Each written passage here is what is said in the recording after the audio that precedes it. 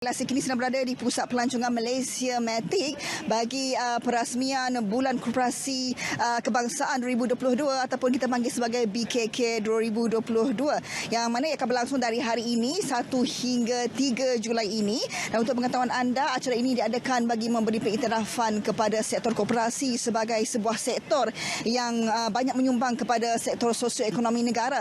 Selain juga mengiktiraf sektor koperasi ini sebagai sebuah institut keusahawanan mempromosi sektor ini dan juga sebagai sebuah entiti yang menyatukan antara masyarakat dan juga sosial.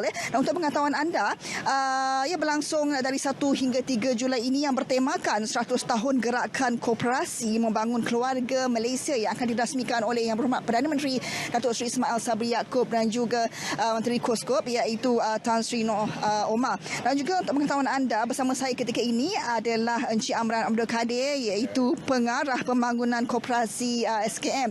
Baik Cik Amran, tadi kita ada bincang mengenai peranan koperasi ini sebagai salah satu gerakan yang boleh menyatukan antara orang ramai, masyarakat dan juga sosial. Jadi mungkin kita boleh huraikan kepada para penonton mengenai itu. Okey, terima kasih Puan Laila kerana sudi menjemput kami walaupun dalam keadaan sibukkan. Seperti Puan Laila kata tadi, koperasi adalah satu entiti ataupun satu organisasi yang ditubuhkan untuk meningkatkan ekonomi sosial anggotanya.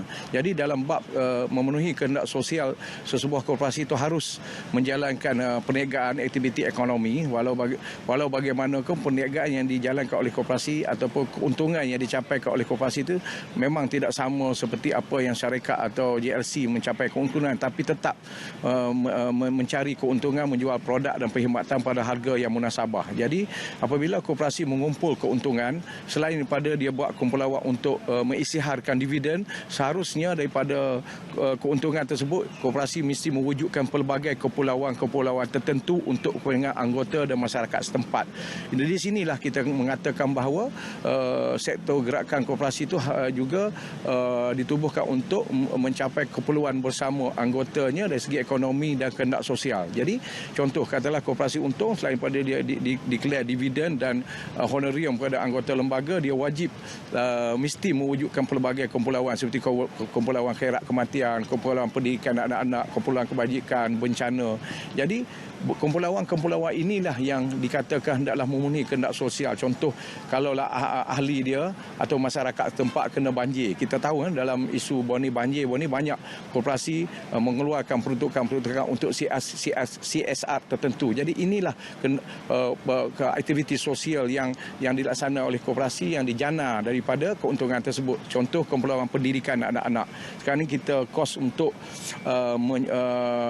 menanggung anak-anak ataupun anggota keluarga kita belajar di pengajian tinggi, kosnya tinggi, beasiswanya susah nak dapat. Jadi di sinilah koperasi seharusnya mengumpul kumpulan wang pendidikan anggota dan anak-anak. Jadi kalau anak-anak yang cemerlang, yang masuk universiti, biasanya koperasi besar-besar dia ada peruntukan khas untuk diberi kepada anak. Malah saya menyeru satu hari koperasi-koperasi ini besar ini buat tabung beasiswa untuk anak-anak anggota supaya anak-anak anggota ni dapat ditampung kos pengajian tinggi melalui tabung kecemerlangan pendidikan anak-anak anggota. Begitu juga khairat kematian apa semua. Jadi kumpulan inilah yang dikatakan bahawa gerakan koperasi itu adalah satu entiti di samping menjalankan perniagaan hendaklah memaksimumkan kehendak sosial anggota melalui pelbagai kumpulan yang dibentukkan tadi. Baik Cik Amran, tadi kita juga ada berbincang mengenai BKK ini. Tadi Cik Amran sebut ada kos sara hidup, dia sentuh mengenai kos sara hidup. Baik, BKK ini juga dilakukan bagi membantu rakyat Malaysia dalam berhadapan dengan kos sara hidup. Bagi juga sedia maklum bahawa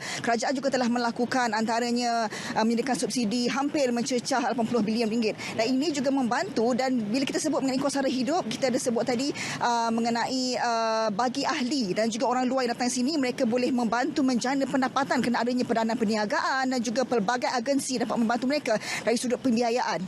Okey.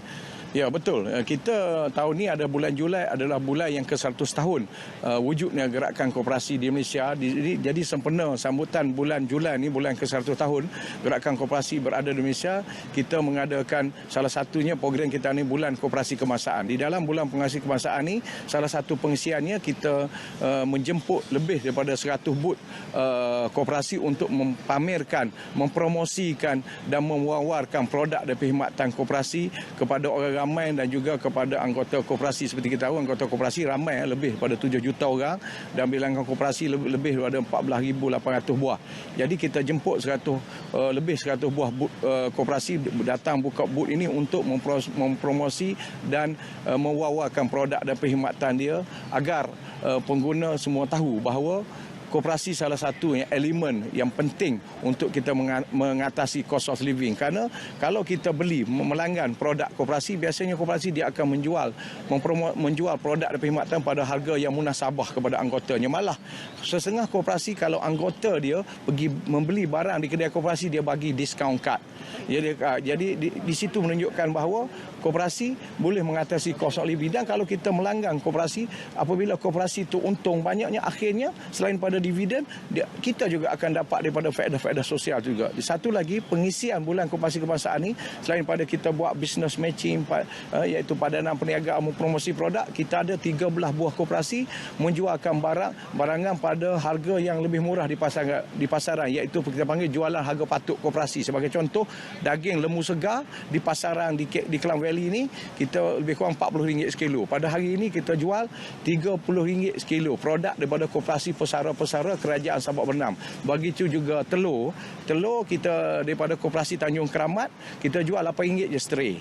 Bagi dan juga macam gula minyak daripada koperasi Felda dan juga daripada BA 100 Angkasa. Di mana itulah peranan koperasi, kita memastikan bahawa produk dan perkhidmatan yang dijualkan oleh koperasi lebih rendah daripada pasaran, dan sedikit sebanyak ini mengurangkan dan cost of living dan secara tak langsung menambah kebolehgunaan pendapatan kita kepada perbelanjaan harian. Baik, terima kasih banyak Cik Amran atas penjelasan itu tadi. Begitu menarik sekali datang ke sini Cik Amran ya. Baik, dari hari ini hingga ke 3 hari bulan nanti, baiklah kita kembali bersama dengan rakan setugas menawar di Angkasa Puri. Terima kasih.